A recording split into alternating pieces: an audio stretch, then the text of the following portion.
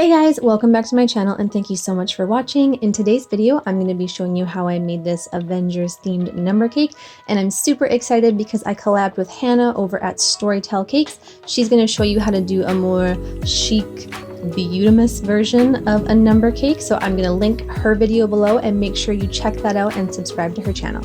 I'm starting out with this template I made for myself. I literally just blew up the number that I wanted and then cut it out of paper. Super easy, you can do whatever number you want. I baked off 3 9x13 sheet pans worth of cake, and I'm going to cut my number 2 out of each one. Using my small offset spatula, I'm filling my cakes with some Swiss meringue buttercream. You could pipe this in to be a little more neat. I'm a little more loosey-goosey, so I'm just doing the old blob and spread method. I'm doing my best to keep my buttercream nice and level, and then once all 3 cakes are stacked up, I'm going to apply a thin layer of that buttercream all around the outside of my cake to lock in the crumbs. That's going in the fridge for about 25 minutes to chill, and then when you can touch your finger to the buttercream and none of it comes off, it's ready for the final ice. This is an odd-shaped cake, so it's a little trickier to get your buttercream smooth, but I basically just did my best to smooth out the top, and then I added buttercream to the sides, and using my small offset spatula and my bench scraper, I just kind of kept working it. It takes a little bit longer than a regular cake to ice, but eventually if you keep at it, you will get there and it will be smooth. Because my cake is going to be different sections, instead of covering the whole thing in fondant, I'm taking my fondant tool and just mapping out where each section is going to go. The Captain America section is the only one that takes a little more work, so I'm also splitting that box in half, with one side being thicker than the other. With some navy blue fondant, I draped that over the skinnier bit of my Captain America section, and then I just used my fingers to smooth it down the back as well as the side and trimmed the excess away with my X-Acto knife. I laid down some strips of red and white on the top that draped over the front, and for the end of the 2, I didn't show it, but I just ended up putting a little piece of white fondant instead of trying to carry the stripes over, just because it was a bit of an odd placement when I tried to do it. For the rest of the sections, I just picked out the colors that I wanted to go on each piece, and then just like the Captain America, draped it over, smoothed it down with my fondant smoother, and then trimmed away the excess with my X-Acto knife.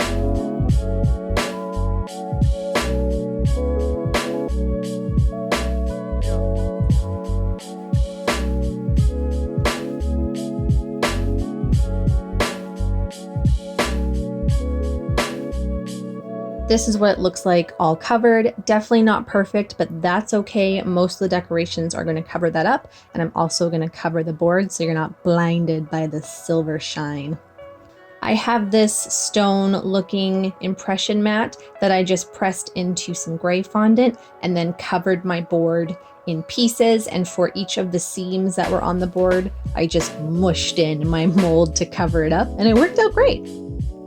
To make my Iron Man hand, I started out with a ball of red fondant that I rolled into a fat teardrop shape, and the fatter end I pressed against my counter, just trying to flatten it out, and you want to make sure you have enough room at the top to cut in 5 fingers. Once I cut in the fingers, I separated them, and then with my fingers, I just rounded out the edges a bit just so they didn't look so square. I also cut off the ends for the pinky and the thumb so they weren't like talons. Using my fondant tool, I indented like where the knuckles and the joints would be, and then I started to curl the finger slightly forward so that it looked like he would kind of be like, you know, doing his thing, making the beam come out of his hand. With the end of my fondant roller, my little tiny one, I just indented a circle in his palm and then used my fondant tool just to create a couple of creases around that. I needed my hand to dry so that the fingers stayed a little bit curled, so I just let it sit in my measuring cup until it was stiff enough that I could take it out and the fingers wouldn't fall flat. For the Hulk's fist, I pretty much did the exact same thing, except I curled the fingers all the way forward, and I tried to bring the thumb across, but it just ended up being a little too wimpy for me, so I cut that one off and then rolled out a new one and just draped it over. You can see here I'm shaping the palm and then going down into the wrist, and then I use my fondant tool just to mark in some lines, and there I am adding the thumb. I marked in his thumbnail and then a couple lines across his fingers just to give them some texture.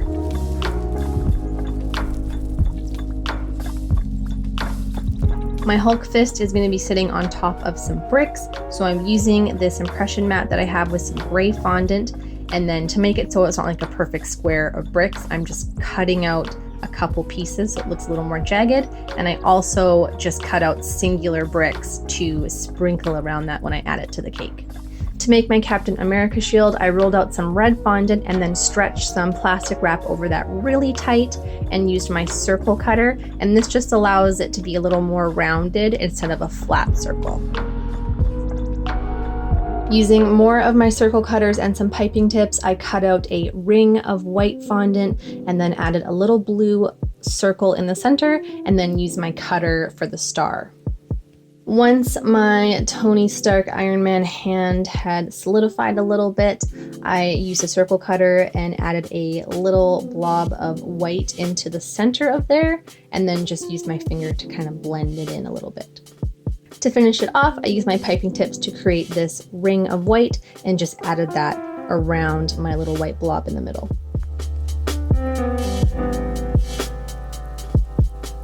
For Spider-Man's logo, I went with the new one. You can use whichever one you want. I eyeballed this.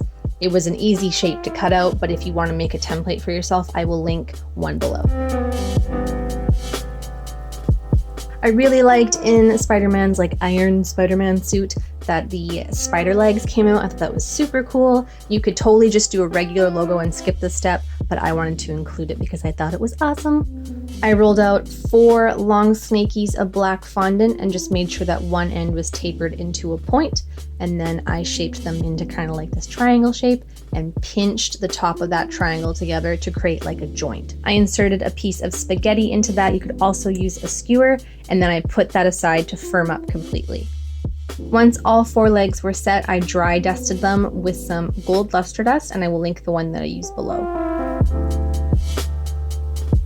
For Thor's section, I wanted to make his new weapon, his axe Stormbreaker, so I used some gray fondant for that and rolled it into this oblong shape, and you can see from here, I just shape it into this axey thing and really make sure the center of that is tapered in.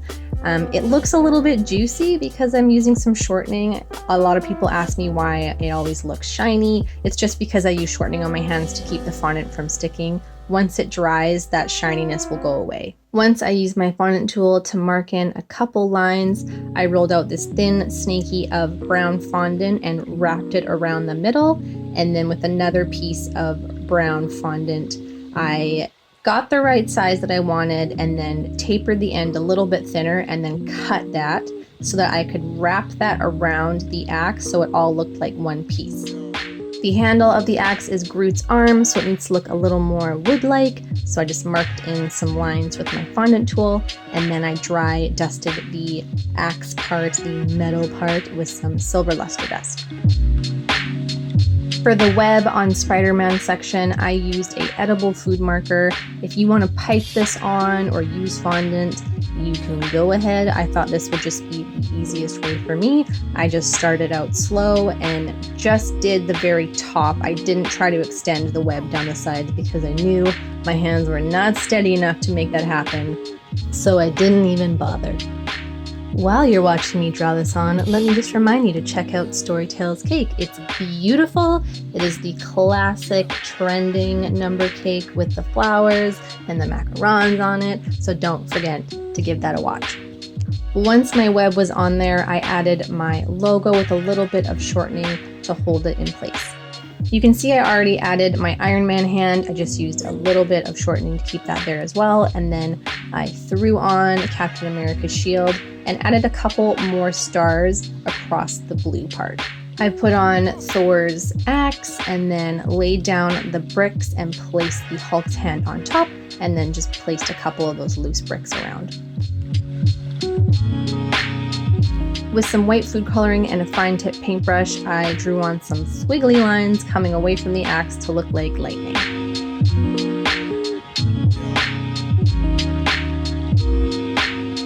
Using a fluffy brush and some black color dust, I first dusted my entire board and then went back over it over a couple sections just to deepen them, and went around the base of my number 2 as well to darken that even further.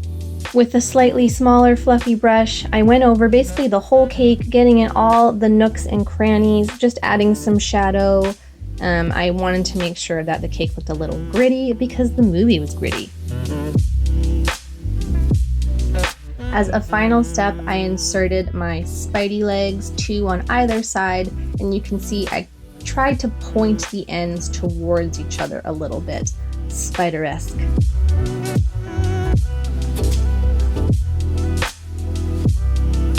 And this was the final result, guys. I hope you liked this video. Don't forget to give it a thumbs up if you did, and subscribe to my channel for new videos every week.